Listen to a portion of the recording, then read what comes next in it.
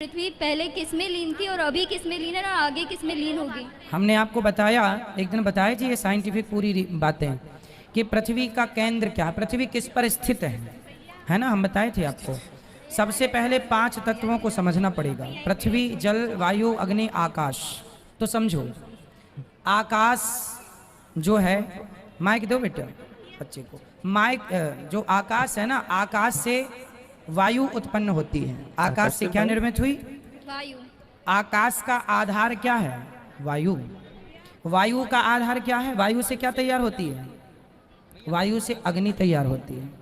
वायु का आधार अग्नि है, अग्नि का आधार जल है और जल का आधार पृथ्वी है। ठीक है, इसलिए पृथ्वी जो है जल पर स्थित है और जल पृथ्वी पर है। कैसे?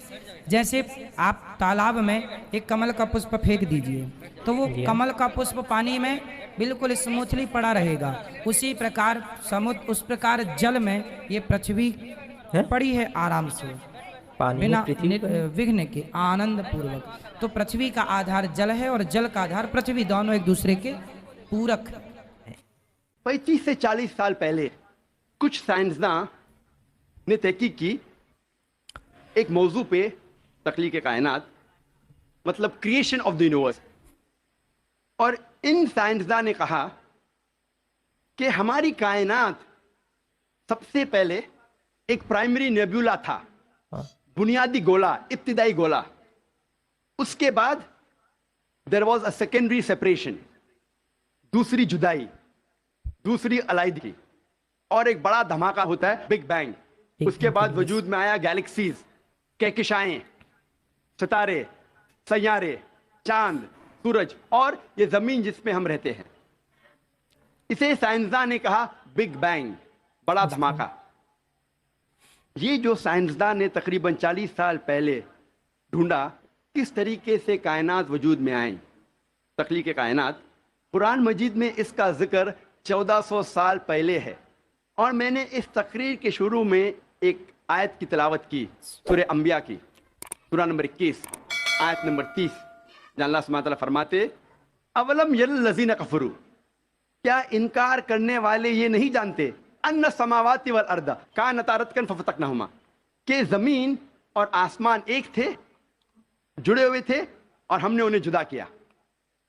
ये जो तख्लीक कायनात, creation of the universe, big bang, बड़ा धमाका, जो साइंसदान को 40 साल पहले पता चला, कुरान मजीद में इसका जिक्र है 1400 साल पहले।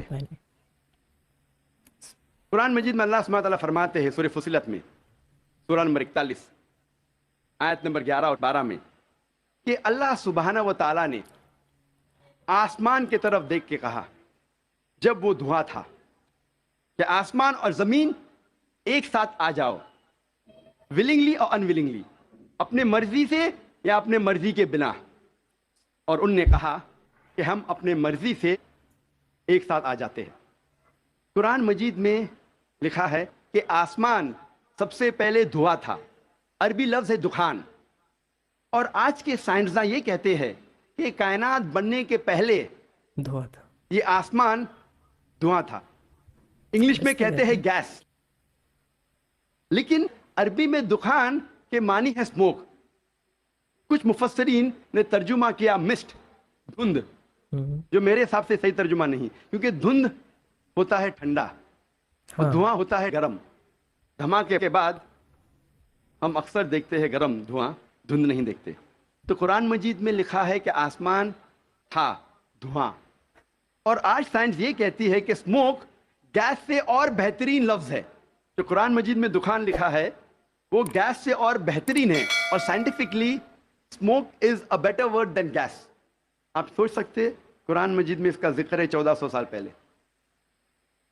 इंसान पहले समझते थे कि जमीन सपाट है, चपटी है। कई बार अगर कोई इंसान ने यह साबित किया कि दुनिया बेज़वी है, वो ऐसा Francis Drake sun 1577 1577 when he sailed around the earth, जब समुंदर पे सफर किए दुनिया के गोल, तो फ्रांसिस ड्रेक ने साबित किया कि दुनिया बेज़वी है। कुरान मजीद में इसका जिक्र है 1400 साल पहले। कुरान अल्लाह ताला फरमाते हैं سورہ لقمان میں سورہ نمبر 31 آیت نمبر 29 میں الم ترى ان اللہ یلیج اللیل فی النہار ویلیج النہار فی اللیل. اللہ سبحانہ و تعالیٰ نے رات کو دھیرے دھیرے آہستہ آہستہ دن میں تبدیل کیا اور دن کو دھیرے دھیرے آہستہ آہستہ رات میں تبدیل کیا. یہ دن کا رات اور رات کا دن آہستہ آہستہ دھیرے دھیرے تبدیل ہونا یہ ثبوت دیتا ہے کہ دنیا بیضوی ہے. اگر دنیا چپٹی اور سپاٹ ہوتی تو دن فوراً رات میں تبدیل ہوتا اور رات فوراً دن میں تبدیل ہوتی. اللہ تعالیٰ فرماتے سورہ الزمر میں سورہ نمبر 39 آیت نمبر 5 میں کہ اللہ سبحانہ و تعالیٰ رات کو دن پہ لپیٹتا ہے اور دن کو رات پہ لپیٹتا ہے. قرآن میں عربی لفظ ہے قوارہ جس کے معنی لپیٹنا. جس طریقے سے ایک انسان پھیٹا سر پہ لپیٹتا ہے, a person coils the turban on the head, اسی طریقے سے اللہ تعالیٰ فرماتے ہیں کہ رات دن پہ لپیٹی جاتی ہے اور دن رات پہ لپیٹا جاتا ہے. یہ دن کا رات اور رات کا دن پہ لپیٹنا اسی وقت پاسبل ہے جب دنیا بیضوی ہے. اگر دنیا چپٹی اور سپاٹ ہوتی تو یہ ممکن نہ ہوتا. قرآن مجید میں اللہ تعالیٰ فرماتے ہیں سورہ نازیات میں سورہ نمبر 79 چیپٹر 79 آیت نمبر 30 میں وَالْأَرْضَ بَعْدَ ذَلِكَ دَحَاهَا, اور اس کے بعد اللہ سبحانہ و تعالیٰ نے زمین کو پھیلایا بچھونا جیسے. دہا کہ ایک معنی ہے پھیلانا اور دہا کی دوسری معنی آتا ہے عربی لفظ دھویا سے جس کے معنی ہے بیضا, جس کے معنی ہے انڈا.